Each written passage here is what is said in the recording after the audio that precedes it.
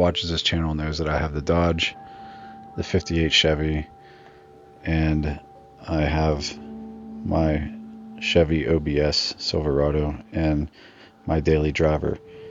And I have plenty of parking. I have 4 spaces up front, and I recently put a space in the back for the truck. And I also have a space right outside the garage door here if need be. That's where I used to park the truck. But there's a couple dilemmas. When I want to cut the grass, I have to pull the riding mower out of my shed, which involves moving the truck out of the way every time, which really isn't a big deal. But I also had this, raised garden bed, and it was just it was in my yard. It takes up a huge amount of space. It's the same size as the garage. It's 24 foot by 24 foot. And, I had this big idea and these, big dreams of being self-sufficient at one time and growing all my own vegetables, and, thought that I was going to can my vegetables and freeze them and, eat them all year round, which, actually never happened. So I had this huge monstrosity taking up space, and it was a lot of work to build it, and it cost a lot of money. So, rather than, just let it sit here and go to waste, I had a couple of ideas. It wasn't very level was one problem, because there was a root system running underneath it from a tree that used to be there before I bought the property. And it was like, the root system was like, the roots were like 6 inches round.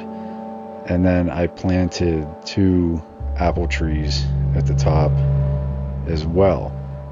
But at the time when I was building this bed, the root systems were still in place. That's why I had to build it raised, or else I would have just built it on flat ground. So I enjoyed, planting vegetables, and we got a lot of vegetables every year. I mean, we got an overabundance, and I never used more than half of the garden. I don't even think I used half of it.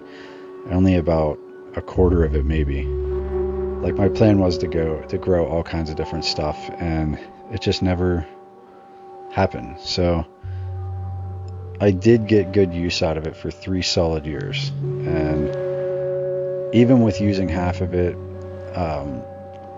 there were so many, like these bags of tomatoes, that was daily, every day, once they were ready to go. And a lot of them were going to waste. So,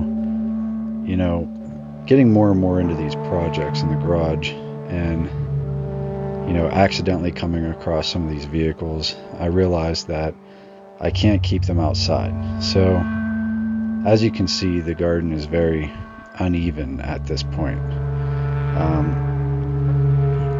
You can see I had the truck back there, but the garden was very uneven, and I came up with the idea to tear the rails off, and I had to cut down the apple trees, which was probably the hardest part of the whole project. I felt really bad to do that because I loved getting apples from them, and I was really excited to try to get some apple pie out of it. But I pulled back the plastic and re-leveled the whole thing, which all the tree roots were dead underneath it from sitting under plastic for 3 years.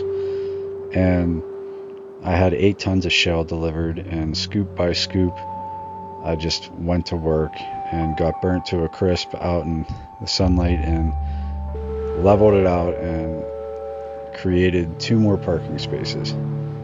And it's probably the greatest idea that, there was nothing really else I could do with the area. I didn't want to tear that down and just have a huge mound of dirt in the middle of the yard.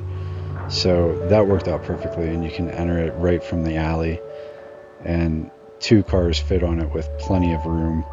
You can open the doors the whole way. You can work around things. It's not really going to be a workspace. It's just going to be for storage. And the 48, when it's done in the garage, is going to be parked there. But as you can see, I still have plenty of yard. My goal, though, is to put a carport.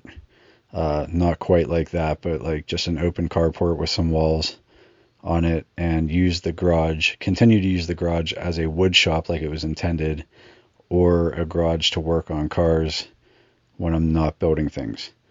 But just a quick update on what's going on Thanks for watching.